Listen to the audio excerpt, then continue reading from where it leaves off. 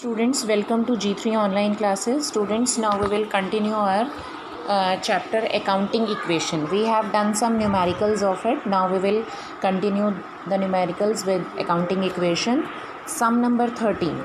With the help of this question, we understand the effect. In this question, students, we understand the effect of transaction on our equation. Accounting equation is assets is equal to liability plus capital, which we have already discussed in our previous classes. Students, now we will study the question. The first transaction is question number 13. If you are having books, you can read it from there. The first is increase in one asset and decrease in another asset. How it is possible कि एक asset बढ़ जाती है और एक asset घट जाती है. ये कैसे पॉसिबल होगा?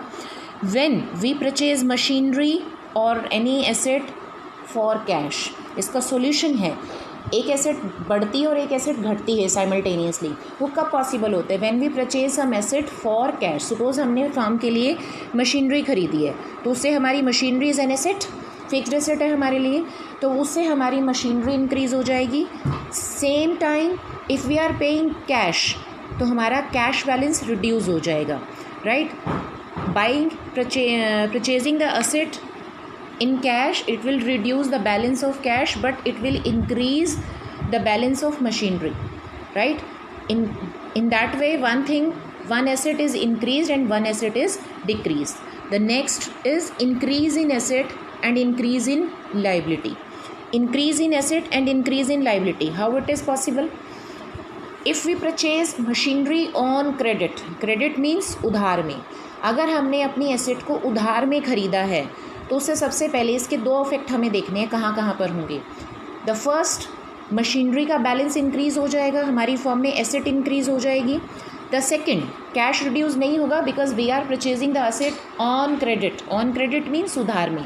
If we are purchasing the asset on credit, that will not reduce the balance of cash, right, but it will create creditor, it will create liability for us.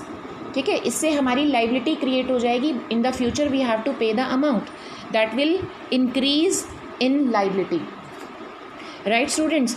If we are purchasing the assets on cash in the transaction, both time assets, one asset increase, one asset decrease. But if we purchase the asset on credit, then increase in liability, increase in asset. Then the third point is increase in asset, increase in owner's capital. How? किस तरीके से होगा? Asset का increase होना और honour की capital का भी इंक्रीज़ होना. फर्स्ट, ये कैसे होगा? We have to understand the transaction. If the owner introduced additional capital in the firm. Additional capital मतलब शुरू में उसने बिजनेस में 5 लाख लगाए, उसके बाद उसने 6 महीने के बाद 1 लाख रुपये और लगा दिया, तो उससे हमारा क्या इफेक्ट आएगा? The first, increase the cash. 1 lakh से हमारा कैश इंक्रीज़ हो जाएगा, और दूसरा हमारा कैपिटल भी 1 लाख से इंक्रीज़ हो जाएगा.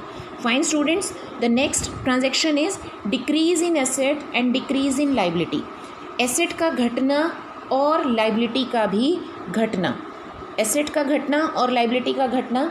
पेमेंट करते हैं, when we pay to our creditor. Creditors are the person who gives us the goods on credit. In the previous lecture, I make you understand that what do you mean by creditors, right? Creditor, लेनदार. Creditor का मतलब होता है लेनदार, जिन व्यक्तियों ने हमसे पैसे लेने हैं. अगर हम उनको पेमेंट कर रहे हैं तो that will reduce the balance of cash same time, and that will reduce the liabilities on us. जो हमारे ऊपर लाइबिलिटी थी क्रेडिटर की फॉर्म में, वो भी कम हो जाएंगी और हमारा कैश का बैलेंस भी रिड्यूस हो जाएगा, right students. The next is decrease in asset and decrease in owner's capital. Drawings, decrease in asset and decrease in owner's capital. How?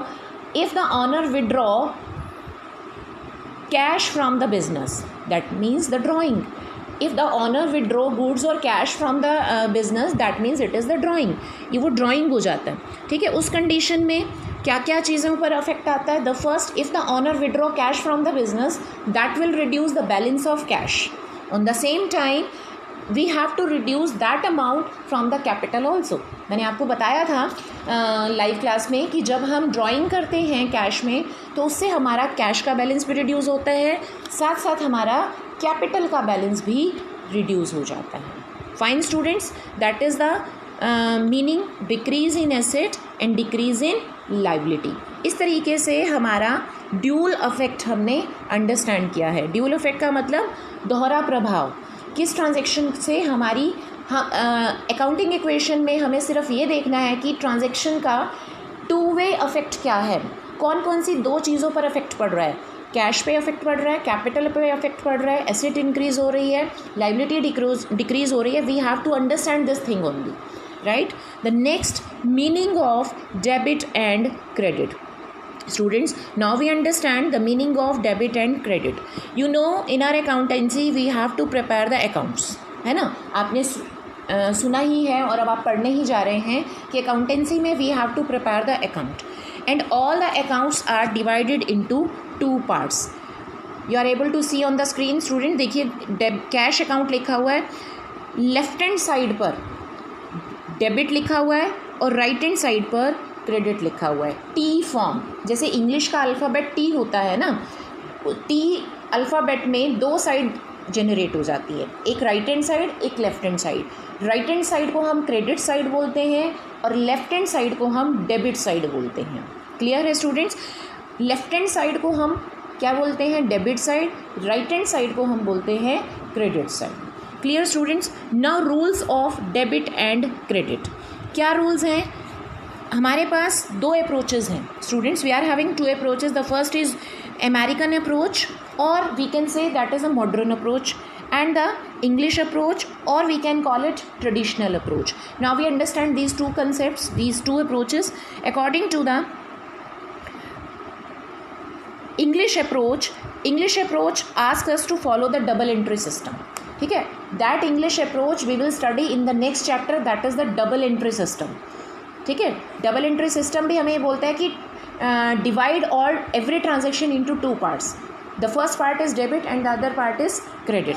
The American approach, we have accounts, the asset account, liabilities account, capital account, revenue और income account, and the next is losses or expenses account. We are having five types of accounts in the American approach. Now we will discuss what are they mean. ठीक है, क्या क्या हैं हम उनको पढ़ेंगे। The first is assets accounts. Assets are of two types. Assets are of two types.